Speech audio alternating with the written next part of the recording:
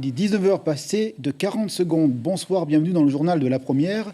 Voici les informations de ce mardi en Polynésie. Nous commençons évidemment par les titres. La vente d'alcool à nouveau autorisée après 18h. C'est la décision du jour prise par le tribunal administratif de Papeete. 2 arrêtés avaient réduit l'amplitude horaire de ce commerce pour lutter contre la pandémie de la Covid-19. Nous ferons le point sur ce dossier dans ce journal. Orage au désespoir, le quartier Titinamaina n'en peut plus d'avoir les pieds dans l'eau. Certains l'ont surnommé la Venise de Tahiti. Une ironie, elle fait naître bien des soupirs de dépit. Les habitants attendent des solutions pour vivre sur la terre ferme. Il est un peu devenu la comète de Halley, le bateau Maristella, pour motif d'avarie. 2 mois à quai, 2 mois d'abstinence en fourniture pour les habitants des îles des Tuamotu. Eh bien, l'attente n'est plus. Le bateau repart ce soir. Nous étions à bord pour les ultimes réglages. Tout le monde du tourisme attend avec espérance le mois de mai et l'ouverture éventuelle du ciel. Le tourisme souffre, c'est sûr, et déjà avant la fermeture du mois de février, en janvier, en comparaison avec 2020, la baisse de fréquentation était de 72%.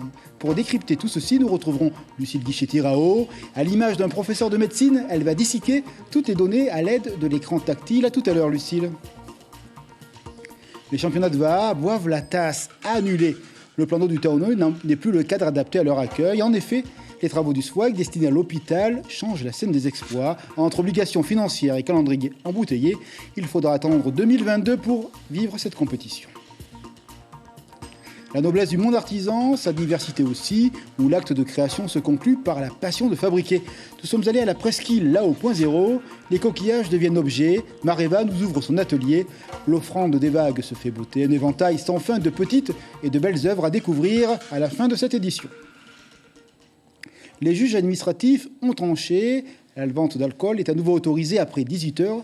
Cette mesure avait été décidée dans le cadre des contingences liées à la lutte contre la Covid-19, avec pour cible les rassemblements autour de la consommation de breuvages à fort degré. Le groupe Van avait saisi le juge au nom de la liberté de commerce. Réaction en ville avec Tevaroé, Gilles Taoutou et Sandroli.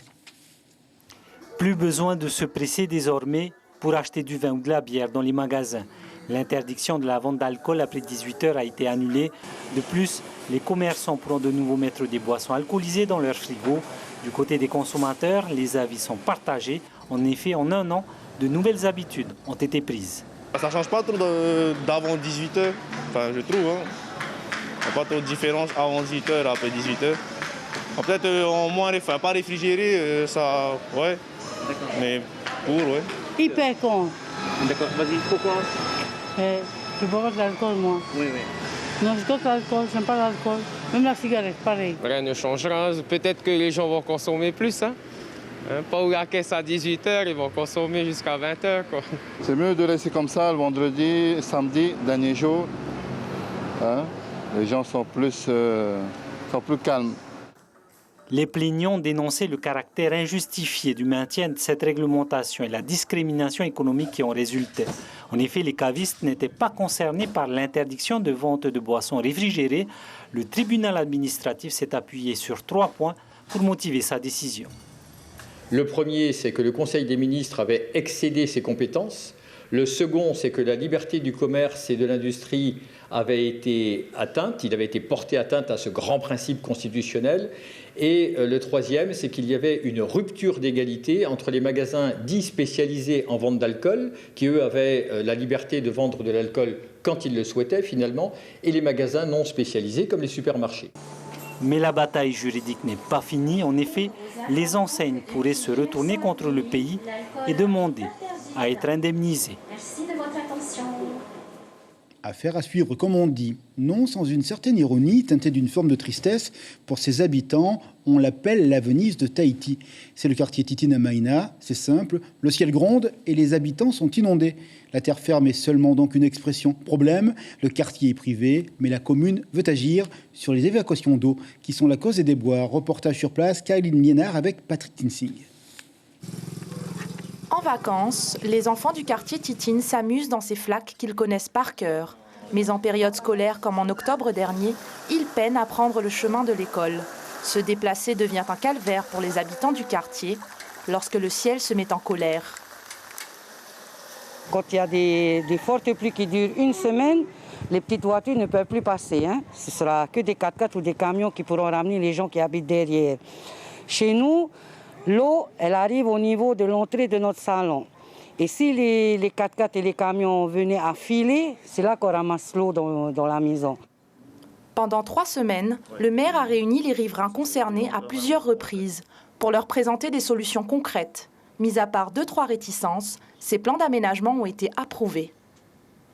Donc on a voté le budget 2021 de la commune de Marina et il y a un volet aménagement concernant uniquement le quartier Titine qui a été alimenté à hauteur de plus de 40 millions. Donc on a l'idée est partagée, on a les moyens et maintenant il faut rentrer dans la phase opérationnelle. Il s'agit de combler les trous avec du concassage pour rendre le chemin praticable et accessible, mais surtout de s'attaquer à la source du problème, l'évacuation des eaux pluviales. Là, on va travailler sur les réseaux actuels. Ça va pouvoir écouler l'eau plus facilement. Et donc, on va recalibrer des réseaux qui sont aujourd'hui trop petits. Voilà. Donc, on pose des buses qu'on recalibre, hein, plus grosses. Doubler la largeur des buses, ces énormes tuyaux d'évacuation en béton. Les habitants près de ce ruisseau qui se transforme souvent en fleuve sont les premiers concernés. Nous soutenons complètement ce projet de la commune. Ce n'est pas que dans notre intérêt, c'est pour le bien de tout le monde. C'est vraiment notre souhait, parce que je vois souvent les enfants marcher dans la boue. Tous ces enfants qui vont à l'école à pied. Pour retrouver un sommeil paisible en temps de pluie, les habitants du quartier Titine devront patienter encore un peu. Les travaux devraient débuter d'ici juin. À Marina, toujours, une mobilisation et aussi des manches remontées pour stopper la fermeture de 3 classes en maternelle, c'est-à-dire une classe par école. Bien sûr, il y a des réalités structurelles, une baisse de la natalité et le choix des parents d'inscrire leurs bambins dans d'autres établissements de la commune. Mais la mairie a un plan d'action pour dépasser l'inéluctable. On écoute Nathalie Bigorne, c'est une adjointe au maire. C'est le projet éducatif local donc, qui va consister à prendre en charge une partie de nos élèves de 13h45 à 16h15 avec des activités riches et variées qui vont concerner la culture, les arts, l'éco-citoyenneté et la santé. D'autre part, nous avons également en vue d'améliorer la restauration scolaire et pour cela, nous travaillons sur les menus équilibrés, la climatisation de toutes les classes des écoles de Marina. Donc une étude a été faite. Nous attendons les résultats de l'étude. Justice encore et à nouveau le tribunal administratif de Papeete. Il vient de condamner la commune d'Anna à une amende, le montant à payer, 500 000 francs pacifiques, l'objet du jugement des travaux faits dans le lagon en ignorance du règlement. Et c'était au mois de décembre. À l'origine de ces faits, le maire, il a été joint au téléphone par notre consoeur Corinne Teitia. Le maire qui a pris une décision. On peut dire honnêtement, on a toujours ce chenal il y a longtemps et au fur et à mesure, je voyais que l'espace pour traverser est très petit. C'est pour ça que j'ai pris cette décision-là, d'aller vite dégager un peu pour que les bateaux traversent. Vous avez retiré les coraux qui étaient dans le chenal? Juste à nettoyer un peu de passage. Hein. Il y a des coraux qui sont coupés, des gros cailloux et puis des petits cailloux.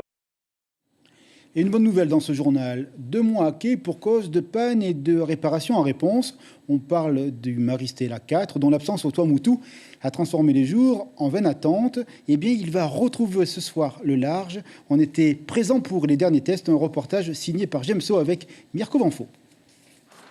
Immobilisé depuis le mois de février, le navire Maristella 4 est sur le point de lever les amarres. Un soulagement pour ses dirigeants, une bonne nouvelle pour les habitants des Tuamotu de l'Ouest, Rangiroa, Fakarava, Arutwa ou encore Apataki. Je suis venu me renseigner quand est-ce que le bateau reprend ses rotations. Là, c'est le premier voyage de Maristella depuis qu'il est en panne. C'est une bonne chose pour vous? C'est une très bonne chose. Oui, carrément. Vous avez reçu des appels, des tavernas des Tuamotu, des gens pour savoir quand est-ce que le bateau repart? Tous les jours. C'était pas facile. Maintenant, on est soulagé. Ça y est, le moteur est fini. On doit repartir ce soir ou demain. Victime d'une avarie moteur importante le 6 février au large de Rangiroa, le caboteur avait été remorqué jusqu'au port de Papeete par le Maroa, le remorqueur de la Marine nationale. Début mars, des ingénieurs danois feront seuls leur quarantaine à bord du navire. Ce n'est que samedi dernier que les premiers essais en mer ont pu être réalisés. Depuis samedi, vous êtes dessus? Depuis le début qu'on a eu la panne, on est dessus et là, ça marche bien, tout baigne dans l'huile. On ne savait pas la panne elle était due à quoi. Et on a eu la même panne samedi lorsqu'on a voulu faire les essais. Et même le bureau Veritas, dans sa conclusion, il paraît plus plausible que ce soit la chemise qui est à l'origine de cette panne. Après un dernier contrôle du bureau Veritas cet après-midi, le navire Maristella 4 est autorisé à reprendre le large, cap sur Makatea, Mataiva et Rangiroa. Bref, un bon mercredi du côté des Tuamotu demain. Comme tous les soirs, le point sur la situation liée à la Covid-19 ici sur le territoire. Les services médicaux ont détecté 12 nouveaux cas en une journée au Taoné, toujours et seulement une seule personne placée en soins intensifs. Chapitre décryptage, comme tous les mardis dans nos éditions, avec l'éventuelle ouverture du ciel, eh bien, la relation avec la santé du pays en matière sanitaire est importante. Mais tout d'abord, rappel des chiffres. En 2019, plus de 236 000 visiteurs ont été accueillis au Fénois, presque 10% de plus que l'an précédent. C'est dire l'incroyable dynamique d'alors, mais malheureusement, la Covid est passée par là et les chiffres dépriment. Ce soir sur le plateau, nous recevons Lucille Guichetti-Rao. Bonsoir. Bonsoir. Ce soir, vous allez faire preuve de pédagogie avec une première question. Où en sommes-nous en ce début d'année 2021 avec le tourisme et ses chiffres? Eh bien, évidemment, la chute est vertigineuse. Nous allons le voir tout de suite. La fréquentation touristique a baissé de 72% par rapport au début d'année 2020. Et quand on regarde dans le détail ces chiffres de l'ISPF, il s'agit précisément des chiffres du mois de janvier, donc bien un mois avant la fermeture des frontières. Et si on pousse encore plus dans le détail, qu'est-ce qu'on apprend avec ces chiffres, notamment sur les nationalités? Alors, on va regarder ça ensemble sur le podium des marchés émetteurs, c'est-à-dire les arrivées touristiques.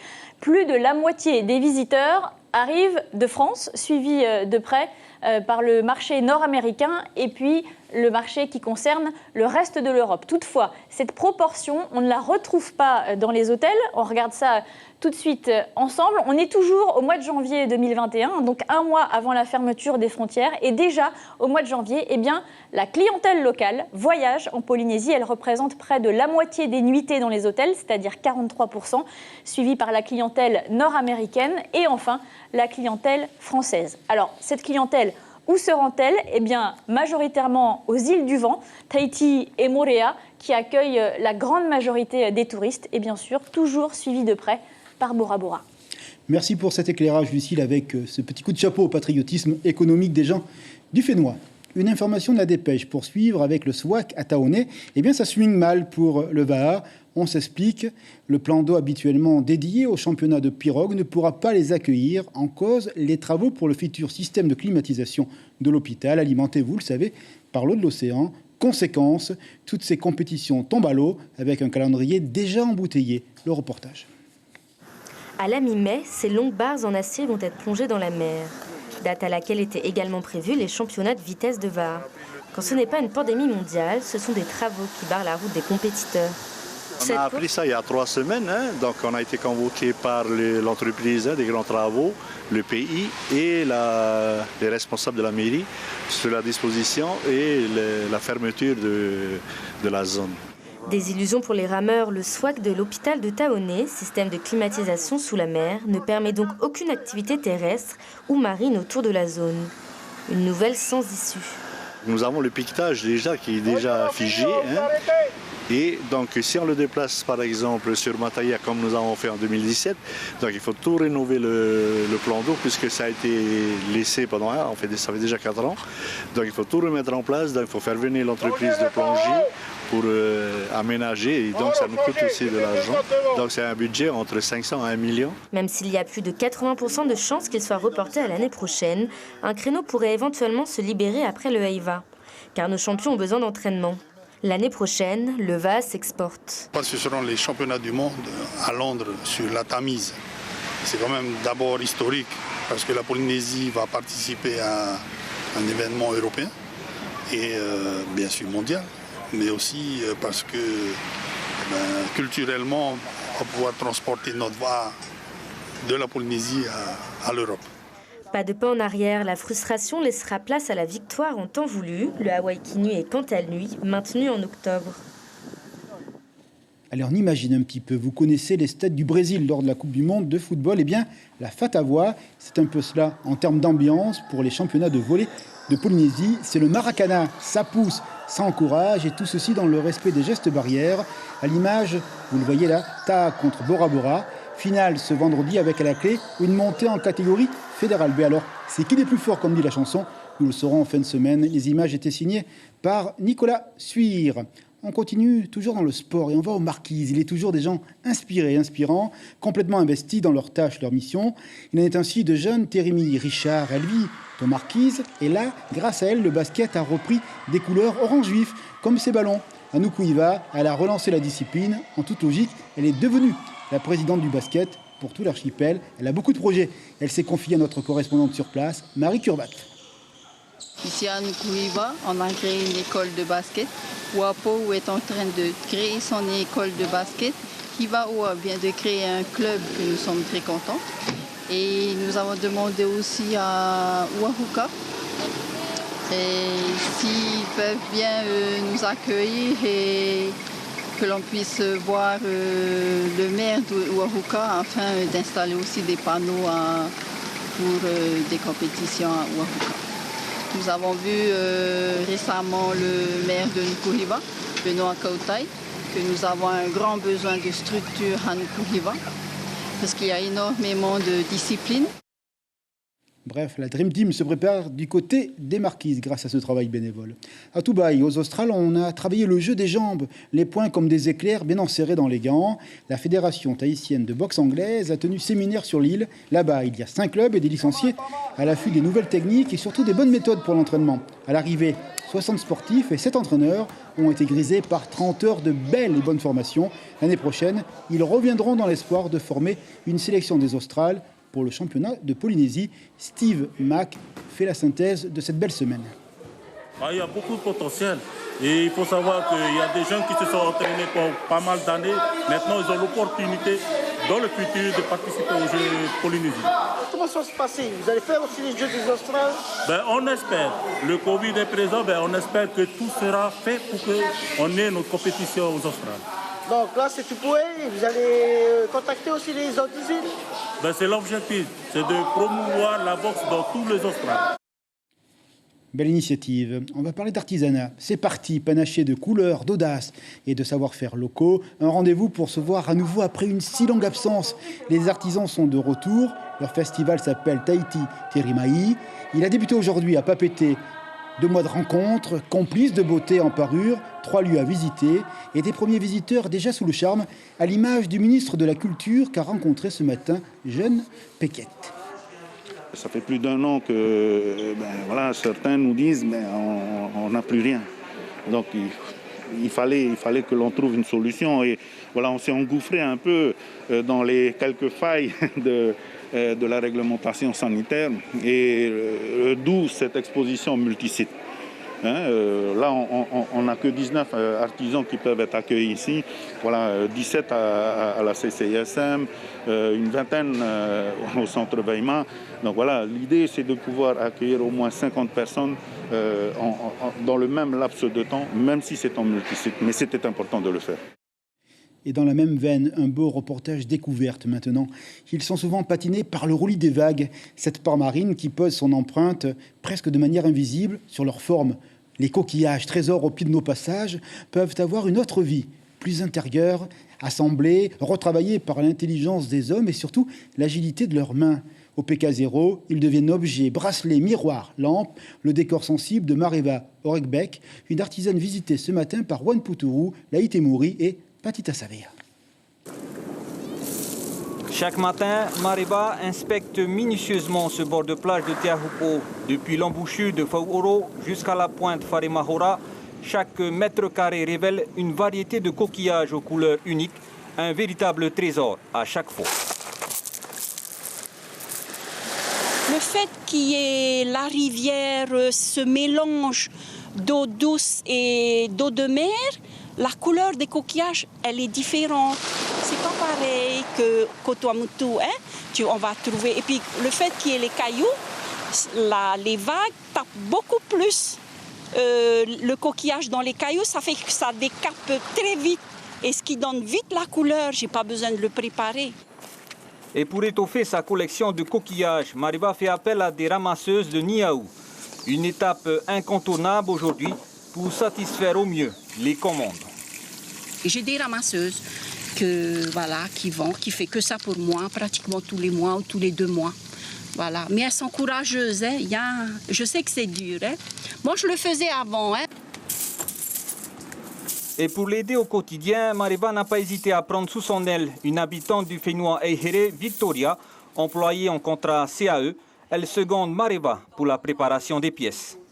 Je l'aide à préparer et après elle monte. Est-ce que tu sais aussi monter les coquillages sur les abat-jours? Oui, j'apprends.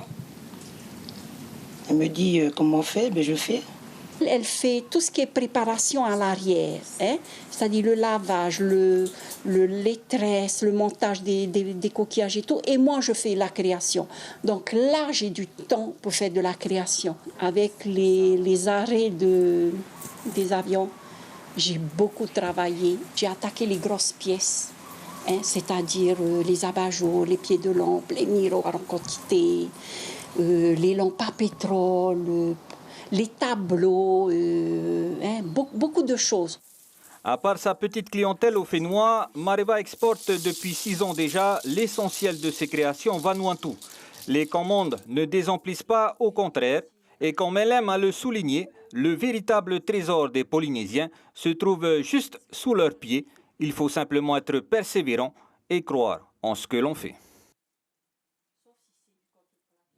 Sous leurs pieds pour une belle page poétique et artisanale pour conclure cette édition et de belles images de Patita Savea. On va regarder ce qui va se passer ce soir sur les écrans de la première pour votre soirée. Eh bien, ce soir, la première mène l'enquête sur tous les fronts avec tout d'abord les Américains et la série SWAT, la saison 1. Ensuite, on ira en France avec l'inimitable et incomparable Capitaine Marlowe. Aurez-vous le flair infaillible avant de dormir? Vous le serez en restant fidèle à votre chaîne préférée. On va vous rappeler l'information du jour, c'est la tradition dans nos éditions, avec un ouf de soulagement pour tous les commerçants de la place, comme on dit. Le tribunal administratif a annulé les restrictions pour les ventes d'alcool en cause 2 arrêtés qui avaient rétréci notamment les heures de leur commerce. Ces mesures portaient atteinte, a dit le tribunal de Papeete, à la liberté de commercer. Tribunal administratif. On va regarder le travail proposé demain par les confrères de la presse écrite. Et là, il n'y a pas de surprise. La Dépêche titre évidemment sur les restrictions annulées concernant l'alcool. Il en est de même pour la une de Tahiti Info avec ce titre, la vente d'alcool sans modération.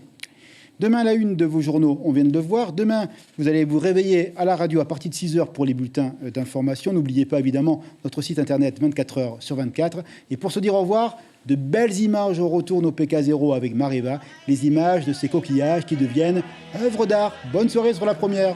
À demain.